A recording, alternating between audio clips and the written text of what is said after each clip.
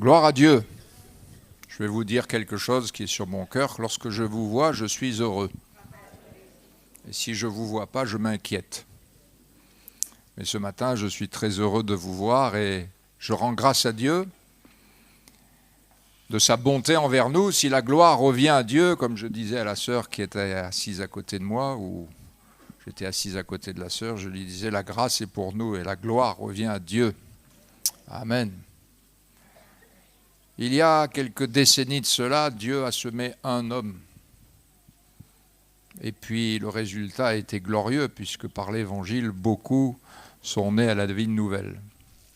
Quelqu'un un jour a dit, je ne sais plus qui a dit ça, peu importe, il a dit, vous pouvez compter le nombre de pépins qui est dans une pomme. Et c'est bien vrai.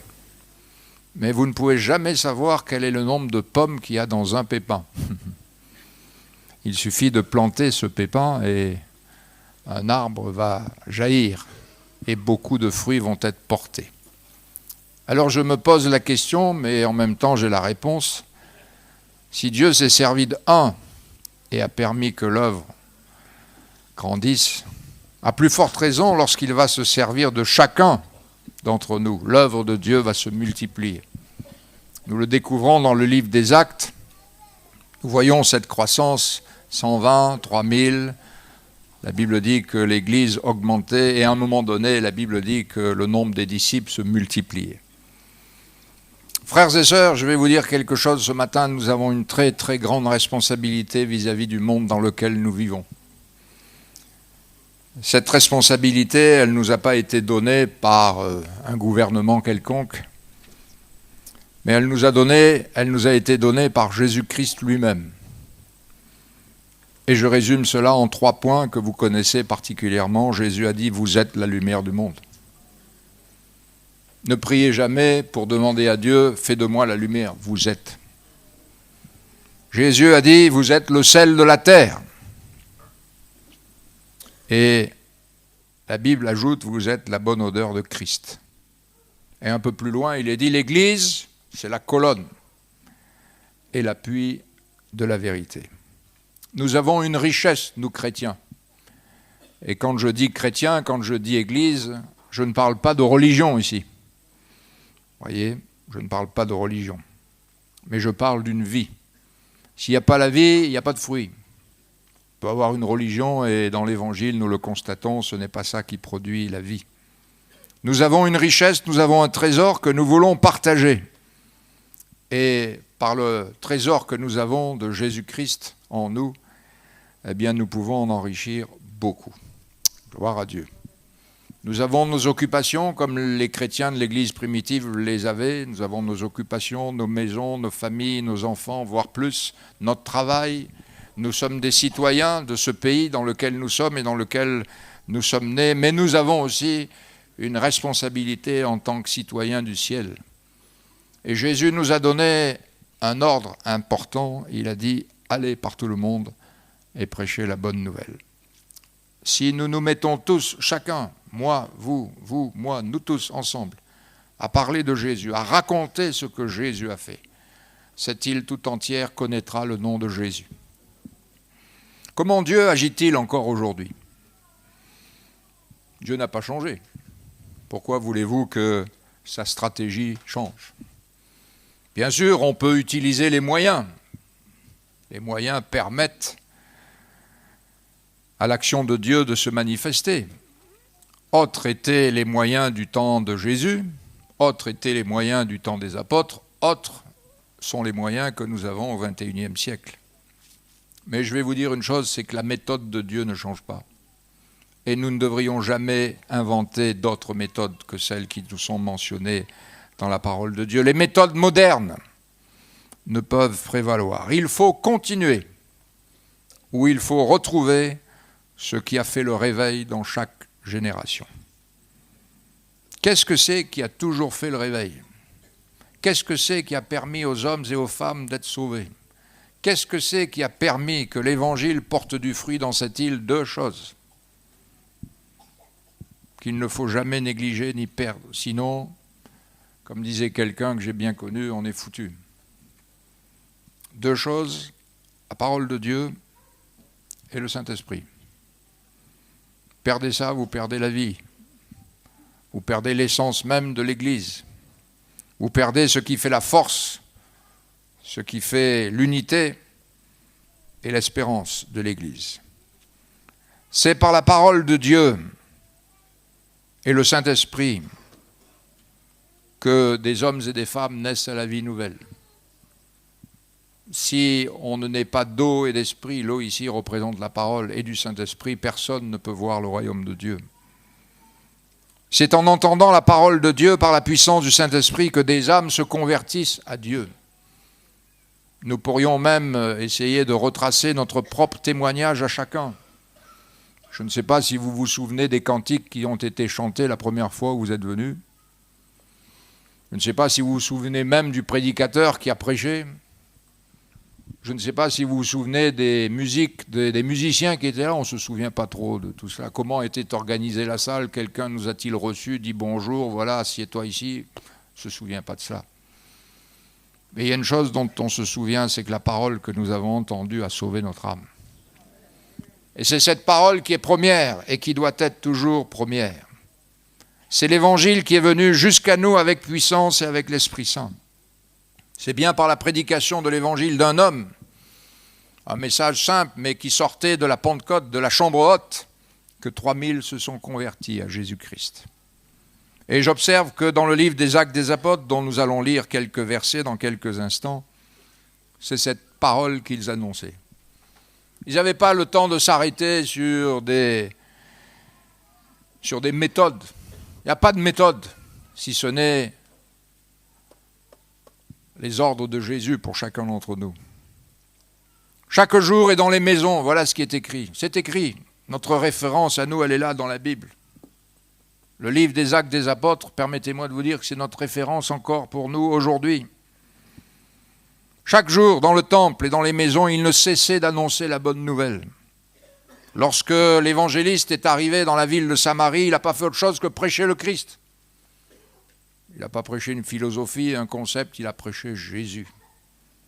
Ce Jésus était tellement attrayant par la description que Philippe a fait que les gens se sont convertis, se sont engagés avec Christ.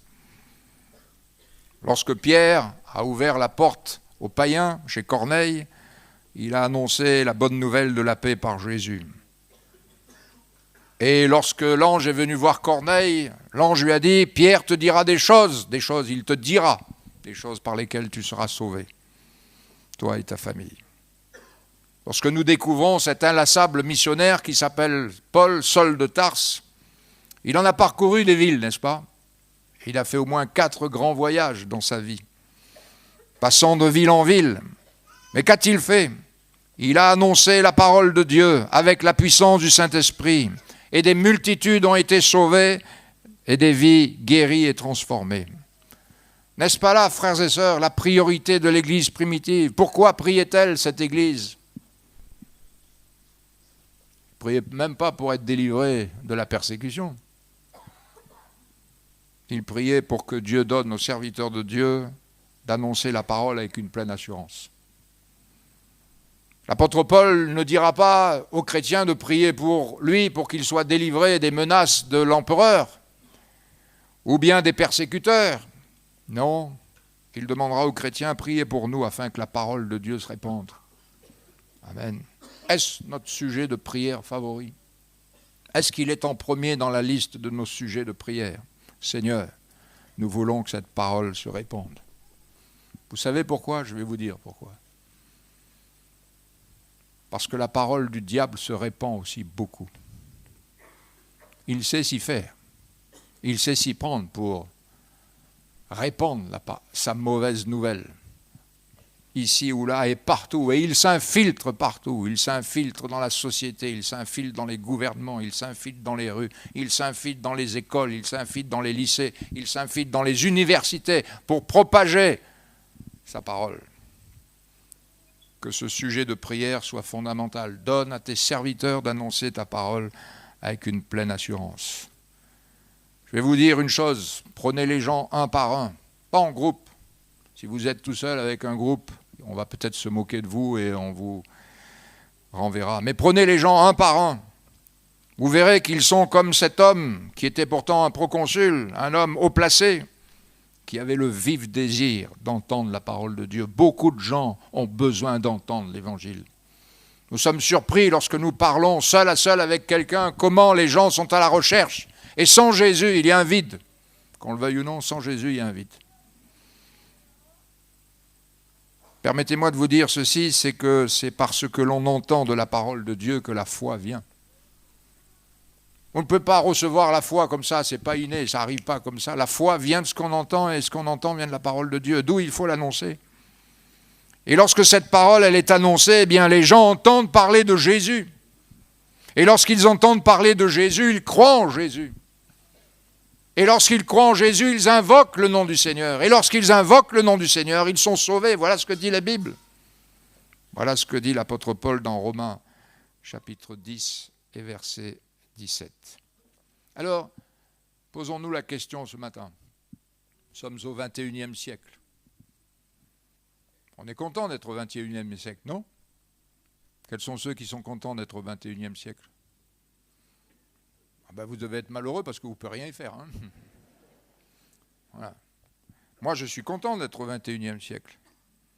Je n'aurais pas voulu aimer vivre ailleurs, ni dans les autres siècles. Et merci Seigneur pour le temps dans lequel je vis. Voilà. Mais alors, dans notre temps, qu'est-ce que c'est qui peut nous motiver? Qu'est-ce que c'est qui peut nous transcender en disant, mais allez, on va se bouger quand même? Qu'est-ce que c'est qui va faire de nous des gens qui disent, allez, on va se lever et puis on va propager cet évangile? Qu'est-ce que c'est qui peut nous motiver à cela? Alors, c'est simple. Nous ne sommes pas différents des hommes du 1er siècle. On n'est pas différents de Pierre, de Paul, de Jacques, de Jean, de Phobé, de tous ces gens dont ils sont cités dans la Bible. On n'est pas différents de Marie, la mère de Jésus, ni des autres femmes qui suivaient Jésus et que l'on retrouve dans la chambre haute. Alors, posons-nous la question, qu'est-ce que c'est qui les a motivés, eux? Qu'est-ce que c'est qui les a motivés? Une motivation tellement importante que ils étaient même joyeux d'être jugés dignes de subir des outrages pour le nom de Jésus. Vous vous rendez compte? Est-ce que vous mourriez, vous, pour quelque chose qui est faux? Est-ce que vous donneriez votre vie pour du mensonge? Est-ce que vous donneriez votre vie pour quelque chose qui n'en vaut pas la peine? Imaginez que vous ayez un galet dans votre main et que tout d'un coup, par inadvertance, il tombe dans la mer. Est-ce que vous iriez le chercher? Quels sont ceux qui iraient chercher ce galet? Débrouille, allez. Mais imaginez que c'est votre enfant qui tombe dans la mer. Même si vous dites, mais je peux me noyer, vous n'y pensez pas, ça. Vous allez le chercher, non? Vous n'allez pas la chercher. Vous ferez tout. Même si vous dites, je ne sais pas trop nager, mais il y a quelque chose qui vous pousse.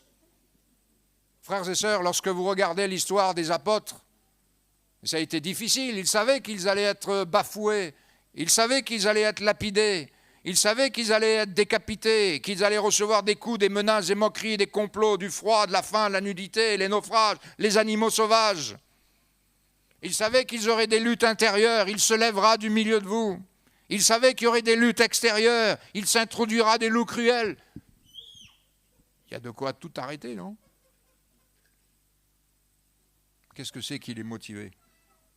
Et ils étaient motivés, non? Ils étaient motivés. Alors lisons ensemble le premier chapitre du livre des Actes.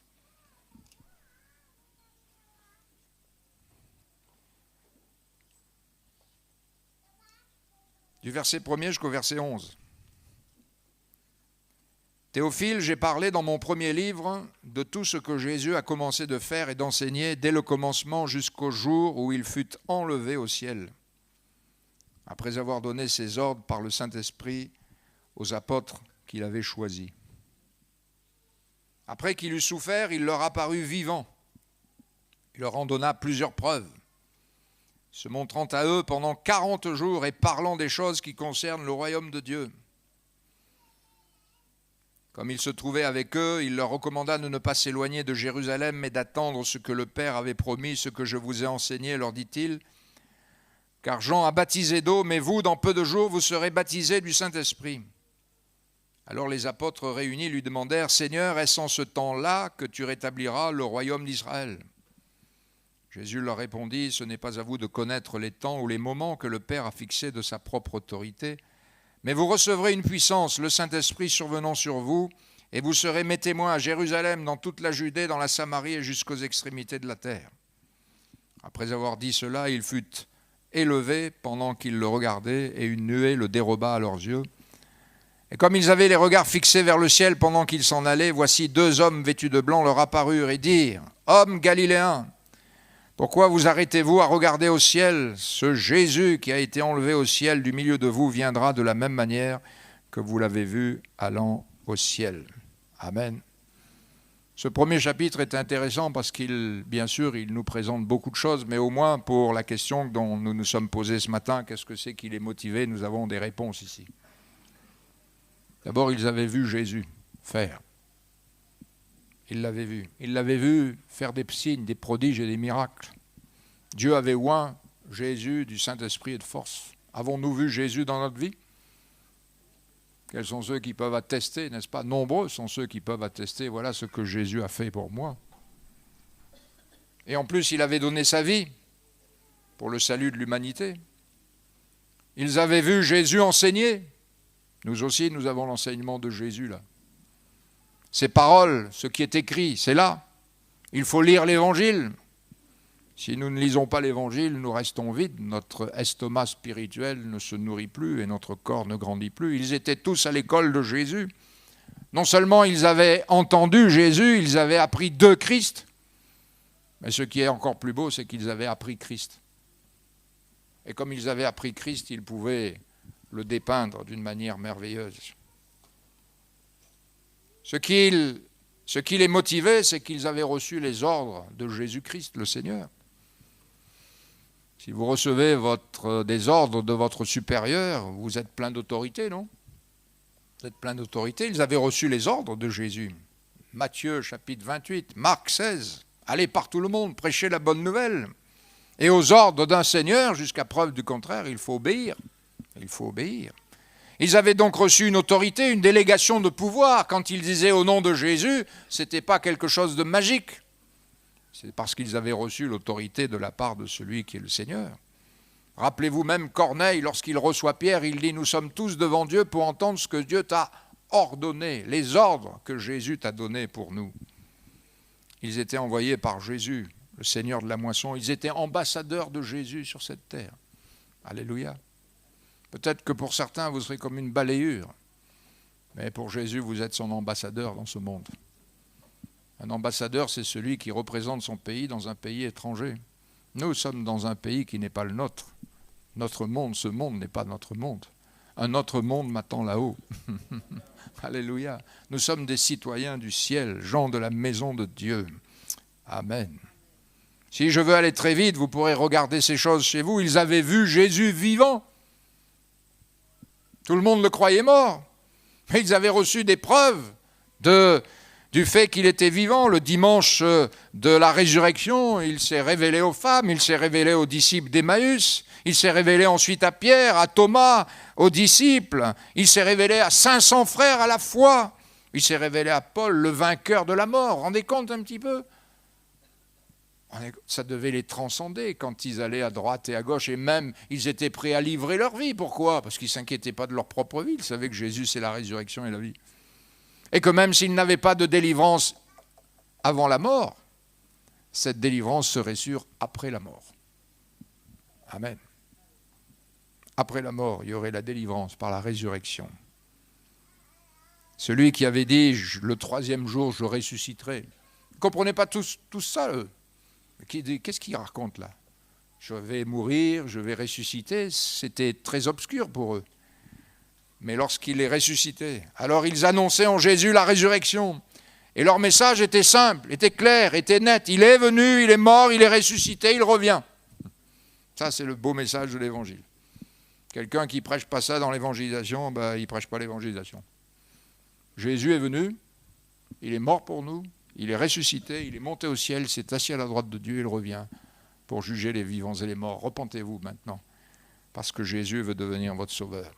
Rappelez-vous leur message. L'apôtre Pierre dira « Dieu l'a ressuscité ». Alléluia. Un peu plus loin, il dira « Le Dieu de nos pères a ressuscité Jésus ». Un peu plus loin, à Corneille, Pierre dira « Nous sommes témoins de tout ce qu'il a fait dans le pays d'Israël. Ils l'ont fait mourir, mais Dieu l'a ressuscité le troisième jour. » C'était une certitude. Savons-nous que Jésus est vivant? Vous me dites amen parce qu'il faut répondre amen là ici au 157 rue Général de Gaulle, ou c'est une certitude pour vous?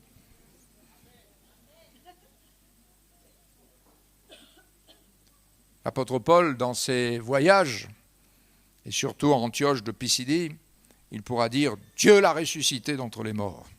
Amen. On est compte quelle force, ils étaient même prêts à mourir pour Jésus. Puisque leur Seigneur était mort, ils étaient même prêts à mourir pour lui. Mais ils savaient aussi qu'ils allaient ressusciter. Amen.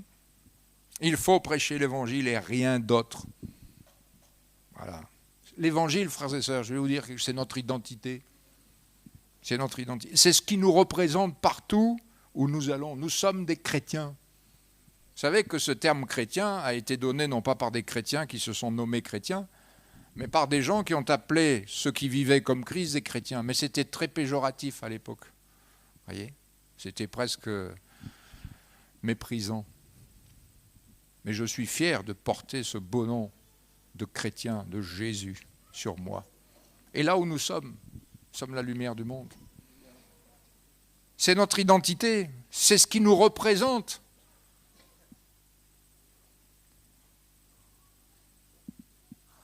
Est-ce qu'on sait que vous êtes un chrétien?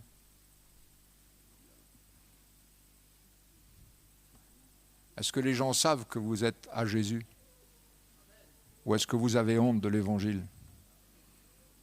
Est-ce que les gens, quand ils vous regardent, ils vous disent « Attention, on ne peut pas trop dire des choses comme ça devant lui ». Quand j'étais à l'armée, il y a quelques années déjà, vous savez, à l'armée, il y a des braves gens, et puis, vous savez, il y a un peu tout et n'importe quoi. Hein.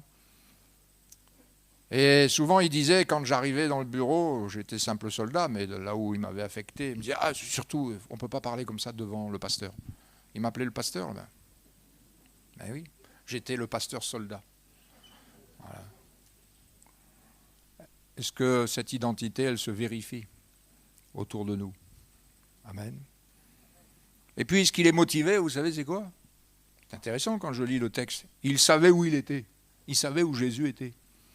Non seulement il avait été enlevé, mais il avait été élevé. Enlevé au ciel, mais élevé.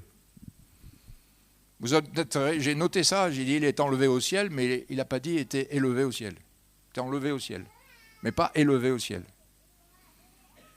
Parce que Jésus est plus haut que les cieux. Il est au-dessus de tout nom. Il est plus haut que les cieux. Alors vous imaginez un petit peu, même si vous montez encore, si vous essayez par un moyen quelconque tout à fait moderne de monter au plus haut où vous pouvez monter, je vais vous dire une bonne nouvelle, Jésus est encore plus haut. Il est encore plus grand que ce que vous pensez. La Bible dit qu'il a reçu le nom qui est au-dessus de tout nom. Pourquoi? Pour faire dentelle? Il y en a qui ont des noms connus sur cette planète, mais ça ne sert pas à grand-chose. Hein. Tandis que lui, le nom de Jésus est au-dessus de tout nom. Dans quel but? Afin qu'au nom de Jésus, tout genou fléchisse dans le ciel, sur la terre et sous la terre. Il s'est assis dans le ciel, assis à la droite de Dieu. Et dans les persécutions, lorsque ça allait mal, il le voyait debout à la droite de Dieu. Il l'avait vu monter au ciel, étendant ses mains percées, les bénissant. Quelle vision, alléluia! Il ne le voyait plus crucifié sur la croix avec les clous dans ses mains et dans ses pieds, plein de sang, avec tous ces os que l'on pouvait compter. Il le voyait à la droite de Dieu. Et alors je comprends pourquoi leur prière était authentique, vivante. Seigneur, étends tes mains pour qu'il se fasse des signes, des prodiges et des miracles. Alléluia. C'est ce Seigneur-là que nous servons, frères et sœurs. Amen. Ce n'est pas un petit bon Dieu que tu mets dans ta poche. Ouais. Je me rappelle un jour ce monsieur qui était accro à l'alcool et qui avait dit à mon père, vous savez, moi, Jésus, je l'amène partout avec moi. Alors il avait ouvert son portefeuille, il avait montré une photo de Jésus à mon père. Et mon père lui a dit, mais moi, mon Jésus, tu ne peux pas l'amener à la boutique pour boire un coup. C'est pas possible. Le Seigneur, on ne le met pas dans sa poche. Le Seigneur, c'est celui qui règne éternellement. Amen. Et puis, ce qui est intéressant, c'est qu'il savait quelque chose. Il savait qu'il reviendrait. C'était une certitude. Ce Jésus que vous avez vu monter au ciel, il revient. Est-ce que tu sais qu'il revient? Quels sont ceux qui savent qu'il revient? Alors s'il revient, quelle doit être notre attitude s'il revient? Parce qu'il vient pour juger son Église, non? Il vient pour juger les vivants et les morts. Hein? Imaginez que vous travaillez dans une administration, votre patron, votre cadre, je ne sais pas, votre supérieur ou je ne sais qui, vous dit voilà, je m'en vais, demain je veux ce travail fait. Demain 8 heures, ce travail doit être fait. Et s'il n'est pas fait, vous faites quoi? À moins d'arriver avec un certificat médical. Hein. Mais même avec Jésus, vous ne pourrez pas arriver avec un certificat médical, hein, ça ne marchera pas. Hein. Ni avec un arrêt de travail. Il n'y a pas d'arrêt de travail pour la cause du Seigneur. Ça n'existe pas l'arrêt de travail. Le RTT, pentecôtiste, ça n'existe pas. Ça n'existe pas. S'il revient, mes frères et mes sœurs, comme dit l'apôtre Pierre, nous devons attendre dans la foi, dans l'amour, la sainteté, mais aussi hâter le retour de Jésus par l'annonce fervente de la bonne nouvelle. Pourquoi? Parce que nous devons en rendre compte. Et puis les gens meurent sans connaître le Seigneur. La moisson est là, il faut s'y engager. L'évangélisation, c'est une responsabilité, une priorité, qu'elle soit géographique, générationnelle. Non pas avec toutes les méthodes, parce que la méthode, c'est la parole et le Saint-Esprit, mais avec les moyens qui sont à notre disposition. Certains moyens sont peu coûteux, d'autres sont très chers. Mais savons-nous le prix d'une âme? Connaissons-nous le prix d'une âme? Avez-vous vu quand un enfant se perd, et on en a eu quelques exemples dans nos actualités, tous les moyens qui sont mis en œuvre pour aller rechercher un gamin qui est perdu? Si on reprend l'image de tout à l'heure avec la pierre qui tombe dans l'eau, l'armée, le GIGN, la police, les voisins et tout le village ne se met pas en peine pour aller chercher le galet qui est tombé dans l'eau. Mais avez-vous vu tout ce qui est mis en branle pour que l'enfant soit retrouvé? Avez-vous vu ce que Dieu a mis en œuvre pour que nous soyons sauvés? Et nous allons nous lésiner sur les moyens pour que les gens ne connaissent pas cette bonne nouvelle de l'Évangile. La Bible dit, allez, faites de toutes les nations des disciples. Amen. Il est dit, prêchez la parole de Dieu. La véritable foi, frères et sœurs. Beaucoup se disent chrétiens, oui, j'en conviens. Beaucoup se disent, même nos pays se disent christianisés. Tu parles. C'est en train de totalement se déchristianiser. Où est Jésus dans notre société? Vous connaissez? Où est-il, Jésus? Il n'est plus là, n'est-ce pas? Et beaucoup se disent chrétiens, mais le problème, c'est qu'ils vivent selon le monde. C'est dramatique. C'est dramatique. Frères et sœurs, la véritable foi, elle doit affecter notre vie. Si la foi n'affecte pas ma vie, c'est du mensonge, c'est de l'hypocrisie. Quels sont les aspects de ma vie que la foi doit impacter? Elle impacte mes pensées déjà. Eh oui. Elle impacte mes pratiques. Elle impacte ma relation avec mon épouse. Elle impacte la relation avec mon mari, avec mes enfants. Elle impacte même ma décence, ma pudeur. Amen. Elle impacte tout cela. Elle impacte ma manière de vivre. Elle impacte même mon travail séculier, c'est-à-dire le travail que vous accomplissez tous les jours avec votre patron qui est gentil ou qui est pénible, ou alors avec vos ouvriers qui sont gentils ou pénibles. Ce n'est pas le problème, mais la foi impacte cela. La foi, c'est un art de vivre selon Dieu. Amen. Et puis, il y a tous les soins pastoraux et l'enseignement de la doctrine qui doivent suivre le travail de l'évangélisation. Et tout à l'heure, le frère en parlera quelque peu, mais plaise à Dieu que dans nos assemblées, beaucoup d'hommes et de femmes se lèvent pour être ces anciens qui vont aussi aider à paître le troupeau. Ils désiraient ardemment que Jésus, à son retour, les trouve veillants et non endormis. Il viendrait leur faire rendre compte, et plaise à Dieu qu'un jour on entende la plus grande et la plus merveilleuse des félicitations. C'est bien, bon et fidèle serviteur. Amen. Seigneur, j'ai donné 50 000 euros la dîme la dernière fois. Hein. Et alors? Tu m'as enrichi? Tu ne sais pas que ces 50 000 euros là, tu n'as pas compris que c'était moi qui te les avais donnés? Seigneur, j'ai chassé 50 000 démons. Et alors? Tu n'as pas compris que c'est mon esprit qui les a chassés? Seigneur, j'ai fait marcher 12 boiteux.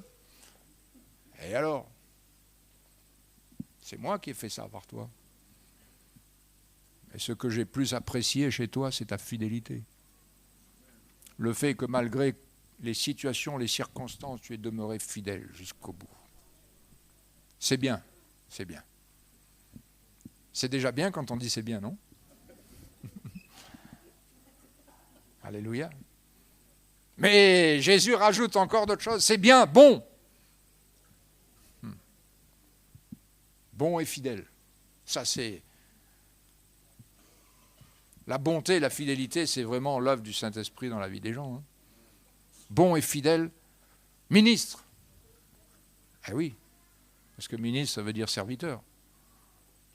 S'ils comprenaient ça, les braves, ils rabaisseraient un peu leur caquet. Hein. Eh oui.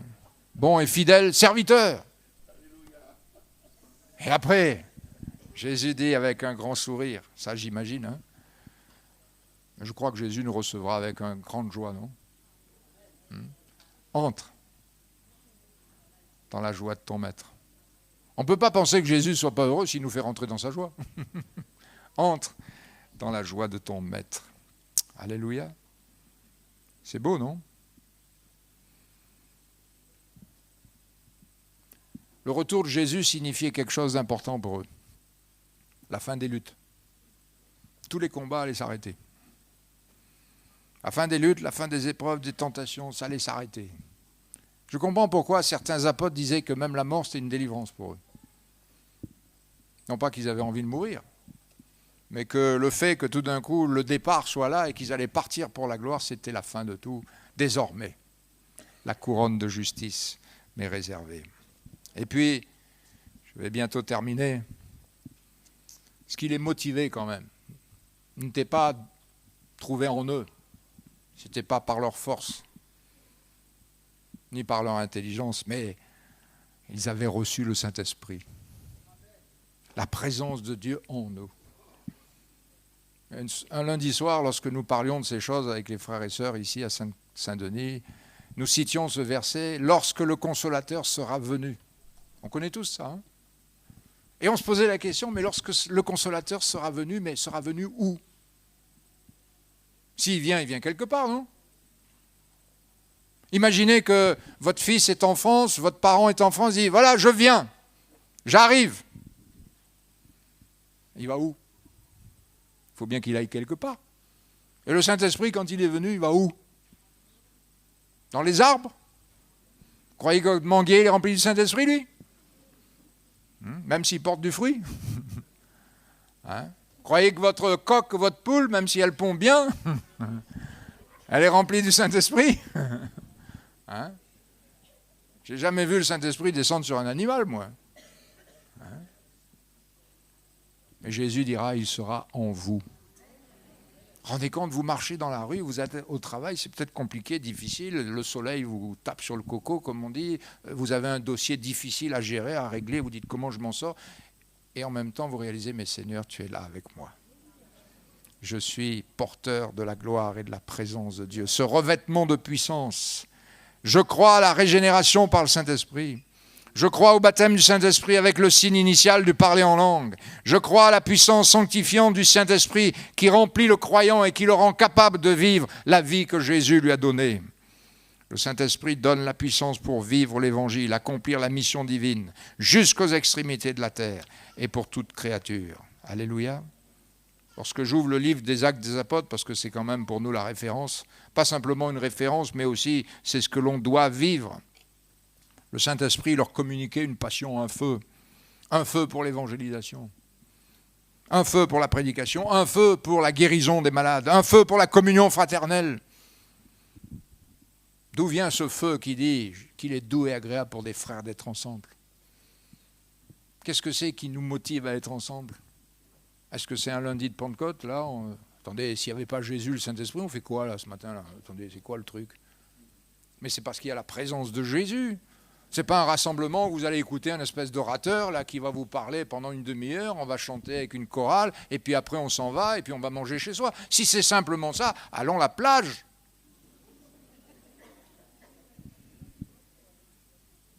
Mais ce feu de l'amour fraternel, l'amour pour les perdus, l'amour face aux épreuves, la puissance, le feu face aux épreuves, le feu contre la puissance des ténèbres. Alléluia. N'aie pas peur, mon frère et ma sœur. Tu connais le verset tout terrain? Tu ne connais pas le verset tout terrain? Jean 4,4. Celui qui est en nous est plus grand que celui qui est dans le monde. N'oublie pas ce verset Jean 4,4. Quand tu vois un frère, une sœur qui est embêté, en difficulté, texte-lui. Verset tout terrain. Lis le verset tout terrain. Jean 4,4. Alléluia. La Pentecôte, c'est un revêtement de puissance.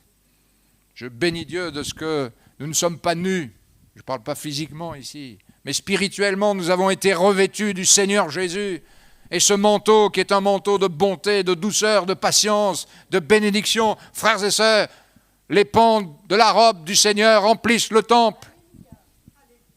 Et je comprends pourquoi les gens venaient toucher le manteau de Jésus, et quand ils touchaient le bord du vêtement de Jésus, ils étaient guéris. Non pas que le manteau les guérissait, c'était la puissance de Jésus qui était dans le manteau. Et si Jésus revêt l'Église, plaise à Dieu que les gens viennent en contact de l'Église. Et la puissance du Seigneur qui est au milieu de nous les délivrera et les bénira. Amen. Et puis ce qui est beau, c'est qu'ils persévéraient dans la communion fraternelle. Gloire à Dieu. Alors, dans cette motivation enthousiaste, ils n'étaient pas seuls. Lisez bien.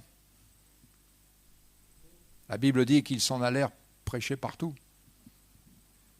Et cette complétude dans la Bible est intéressant, ce mot « tout » qui parle de complétude. Jésus a accompli tout ce qui était écrit dans les prophètes, dans les psaumes, dans la loi. Il dira « tout est accompli ». Il dira « j'ai tout pouvoir ». Il dira « je suis tous les jours avec vous ». Il dira « allez par tout le monde prêcher à toutes les nations ». Allez par tout le monde, à toute la création. Et que la repentance soit prêchée à tous. Amen. Et annoncez tout ce que je vous ai prescrit. Que Dieu soit béni. Alléluia. La Bible dit, ils s'en allèrent prêcher partout. Mais ils n'étaient pas tout seuls. Ce qui est beau, c'est que le Seigneur, celui qui était au ciel, et celui qui est toujours au ciel, travaillait avec ceux qui le prêchent. Et c'est lui qui confirmait sa parole, par des signes, des prodiges et des miracles. Alors que faut-il faire, frères et sœurs? Eh bien, soyons tous remplis du Saint-Esprit. Pour ajouter à ces expressions tous, la Bible dit la promesse, elle est pour tous. Je répandrai de mon esprit sur toute chair. La bénédiction qui est en Jésus, elle est pour toutes les familles de la terre. À nous de comprendre cela et de le vivre. Amen. Pensez pas qu'il y a encore un travail à faire? Combien sommes-nous de chrétiens sur cette île? Un certain nombre. Pensez pas qu'il y en a encore plus dehors, non? Qu'est-ce qu'il faut faire? Il faut continuer à parler de Jésus. Par tous les moyens. Avec tous les moyens qui sont à notre disposition. Le meilleur moyen, c'est toi. C'est toi l'haut-parleur. C'est toi qui peux parler de Jésus. Fais une chose cette semaine, parle de Jésus. À qui tu veux. Quand tu rencontreras quelqu'un, parle-lui de Jésus. Tu veux un moyen pour cela? Prends un petit tract Radio Vie. On en a commandé 100 000. Tu en prends un. Tu vas en contact avec la personne, dis bonjour monsieur, madame, mademoiselle, jeune homme. Tiens, je te donne ça. Tu connais Radio Vie? Tiens, je te donne. Et puis tu as un petit QR code là, tu vas pouvoir le flasher, tu vas pouvoir écouter des tas de choses. C'est tout. Vous le laissez avec. S'il vous interroge, répondez-lui. Le Seigneur confirme sa parole. Amen. Parlez de Jésus. N'ayez point honte. Vous savez pourquoi les gens venaient vers Jésus? Il n'y avait pas de publicité. Il n'y avait pas les réseaux pour dire il est là, il est là-bas. Les gens parlaient. Et j'aime à dire ce petit exemple. Imaginez que dans un magasin de la place, quelqu'un vient vous rencontrer. Je viens voir le frère Arsène. Et j'ai dit, tu sais Arsène, dans le magasin, l'huile d'olive, elle est gratuite. Il va me regarder, il m'a dit, non, attends, chaque fois que je vais là-bas, moi, tout est payant. Hein. C'est peut-être en solde, réduit à 10%, mais c'est payant. Hein. OK? Et il ne va pas me croire. Maintenant, 50 personnes viennent voir Arsène, avec la bouteille d'huile d'olive. Arsène, la bouteille d'huile, elle est gratuite. Qu'est-ce qu'il fait Arsène? Il téléphone à sa femme, chérie, à ses enfants, venez, on va chercher de l'huile. N'est-ce pas? Si je suis tout seul à témoigner, on va me prendre pour un fou. Mais si tu témoignes, et tout le monde entend parler de Jésus, les gens vont dire, attends, il y a un truc là. Les gens vont venir vers Jésus. Le diable vous empêchera de parler. S'il arrive à vous mettre un scotch sur votre bouche, il a gagné. Danser, vibrer, jouer, tempêter. Et s'il arrive à fermer votre bouche, c'est terminé. Parce que dès que vous parlez, vous semez. Et quand ça tombe dans le cœur, ça va pousser. Alléluia. Gloire à Dieu. C'est pas ce que nous voulons. Alors on va dédicacer notre vie au Seigneur ensemble. Et il faut qu'il y ait un renouveau de force, d'enthousiasme et de joie au milieu de nous pour que nous puissions publier les vertus de celui qui nous a appelés des ténèbres à son admirable lumière.